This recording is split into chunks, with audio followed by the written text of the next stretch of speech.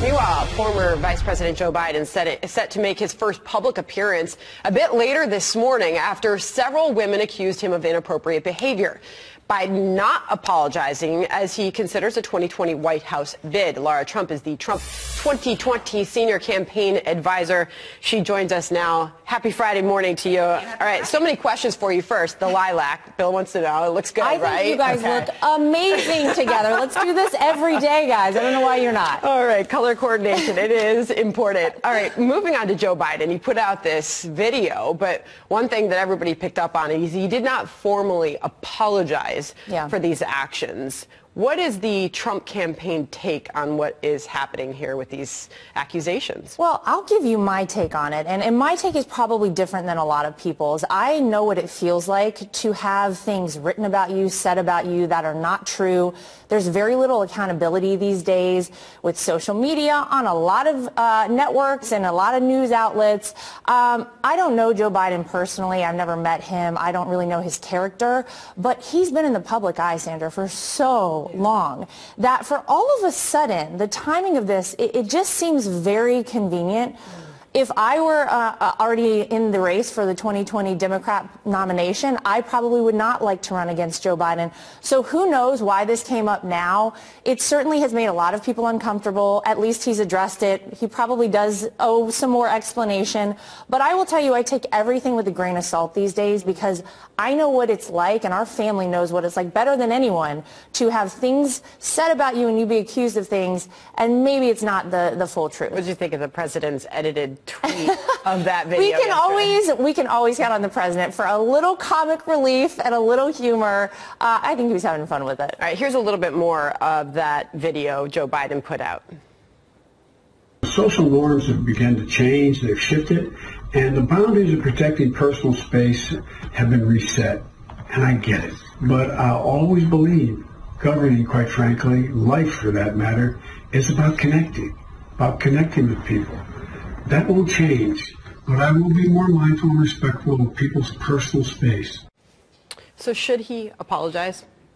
Well, maybe specifically to some of these women who say that he made them very uncomfortable. But again, I kind of stay away from things like this because, again, things can get really out of hand and misconstrued and blown out of proportion once the media gets a hold of things. A lot of times people want to be the first instead of be right about a news story. So I don't know, maybe he can directly speak to some of these women and apologize to them. Maybe it'll make them feel better. Should it disqualify him from running? You know what? I'll leave that up to the Democrat voters, and they can decide on that. All right. Meanwhile, the 2020 field for Democrats continues to grow. Yes. Tim Ryan now in the field there. How is the Trump campaign feeling about this growing list of Democratic candidates? I continue to find it so interesting when you have a president who is as successful as our president is, who I think is going to very easily win re-election. I think he'll win by more in 2020 than 2016. You know what? If they want to continue to come out and everybody get in, it'll just make it, I think, more entertaining for all these primary debates on the Democrat side. But it really hasn't made us nervous. It hasn't given us pause at all. You know, you heard that from Howard Schultz last night in that town hall with Brett and Martha. He was making the point, if Democrats continue to embrace some of these ideas like socialism, they're going to hand the presidency to Donald Trump. Yeah, I mean, they're all kind of trying to out-Bernie one another, it would seem. They're trying to get so far left and very extreme. I don't disagree with that. Regardless of who it is, we feel comfortable. But certainly, if you have people that are running on a socialist platform and the implications that would have for this country, I think people now with Venezuela being brought to the forefront and people really understanding what socialism means, I think it's very scary to people. So if you have a very far left candidate, certainly we feel very comfortable about the re-election. Does President Trump have a problem with winning back the women vote for 2020? You know what? This is a question I get all the time. I think the answer is no. Actually, in the midterms, we saw that he did much better with women or the Republicans did much better with women than anticipated. And when it comes to a personal decision where you are by yourself in a voting booth, I just always think people think about the money in their pockets, the safety of this country, the future outlook they have maybe for their children and their successes. and I think they're going to vote for Donald Trump. Let me just throw this up on the screen. This is the Washington Post on the 2020 Trump campaign. I believe they published this last week, and I'm quoting it directly. Some advisors, referencing the Trump campaign, are particularly concerned about the president's persistent unpopularity among female and suburban voters. Is that the case? Well, first of all, let's call it's the Washington Post. So the some advisors, I'm not naming anyone, as far as I know, and with everyone that I deal with on a daily basis at our campaign, we feel very comfortable. All right, the president's expected down at the border. He's expected to leave the White House shortly. Expectations for this today? Well, I think it's really important that he's going down there. We have to showcase what we are doing on our southern border because it's integral to the safety of this country, to the future of this country in so many ways. This president has been so strong on immigration and fixing our broken immigration system. I think it's huge that he's going down there. I think it's going to be incredibly successful. Final question. Primary challenger for the president, Republican challenger? Oh my gosh.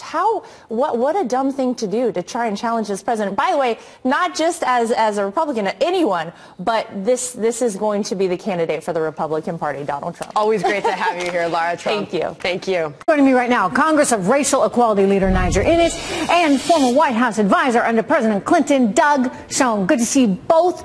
Doug, Good to see you, Trace. Goodness, they just won't stop, and I find it historically just so wrong and culturally insulting, frankly, to anyone who lost a family member during those horrific World War II years, whether it was in a Nazi Germany concentration camp or whether it was a family member who fought to free Germany. You got these guys out there, these young guys trying to say that the administration is the equivalent of the Third Reich? Come on. Well, I guess I come at it a slightly different way, but reach the same conclusion, Trish. I am proud that our embassy is now, because of President Trump, in Jerusalem. Mm-hmm. I'm proud that this week he recognized the sovereignty of the State of Israel over the Golan Heights. To compare a president who has a 95% approval rating in Israel to someone who has anything to do with Nazi Germany is, to me, ridiculous. And on immigration, call Jay Johnson, Obama's Secretary for Homeland Security, who said we have a crisis at the border, acknowledging what the president said. What we need is immigration reform, not crazy, absurd rhetoric. Yeah, as I started off the show, what I was saying was they're not, you can have immigration reform and you can have border security. Actually, you should have both. They go hand in hand. And Absolutely. There are Democrats right now, Niger, that are saying, oh, no, if you want border security, then somehow you're racist against Hispanics that would want to come here. No! You can have strong borders while simultaneously inviting people to come here and participate in our great country, in our great economy, but, make it easier for people to do it the right way. Some of the folks that want legal immigration, want border security more than any other, are Hispanic Americans. There are polls that are showing that Trump's popularity with the Hispanic community is going to go through the roof if he's successful at implementing his immigration policy. Look, the Democratic Party, I can't wait for 2020 because I've got my popcorn out, because watching the Democratic follies, also known as the presidential campaign, is going to be hysterical. The Democratic Party of Bill Clinton circa 1992, of JFK, of RFK, of even Jimmy Carter in 1976, of Doug Schoen in the old days when he was a mainstream Democrat. That Democrat Party is long gone. It is buried. It has been replaced by a group of angry, hateful folk who are going to be competing to see who's most crazy. Well, look, Doug, you predicted this in your book where you looked at Venezuela and the threat of socialism, and you've predicted that, socialism, if we go down that path, it's very hard to recover from that. And that's exactly the path the Democratic Party is going down. I did say it, and I appreciate your acknowledging that, Trish. Thank you. But I never thought that we would have the Maduro-Chavez wing of the Democratic Party. basically Democrats who embrace Cuban-style or Venezuelan-style socialism. It's absurd, demeaning, and ridiculous to the values that made our country what it is today. And speaking of anti-Semitism, you know, this is the same Democrat Party. They've got the nerve to be hypocrites. This is the same Democratic Party that could not condemn Oman for the anti-Semitic statements that she's made. There are large segments of the Democrat far left-wing constituency that Doug made reference to, the Maduro-Chavez wing of the party, that are virulently anti-Semitic, that do not believe that Israel should exist as a Jewish state, that would want to wipe it off the map. That is a part of the Democratic Party today. Well, I mean, that's tragic, right? Because as you said, this is not the party, you know, and by the way, that's not the party that can win. I mean, they're out there trying to destroy Joe Biden, Doug, who, you know, had Joe Biden actually run, I say he would have given Donald Trump a run for his money in 2016. They just made the mistake of, you know, putting forward Hillary Clinton. I know you like her and everything because you're close to Bill, but let's face it, she's no Bill. Well, she's no Bill. I didn't support her, though I have worked for her. And I would say Joe Biden's now well ahead in the polls.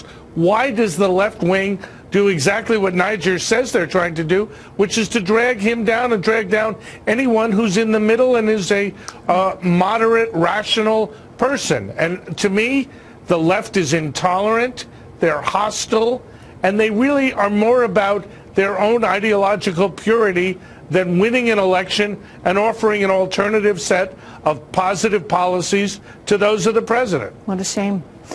Niger and Doug. It is a shame. Good to see you guys. Thank you so much.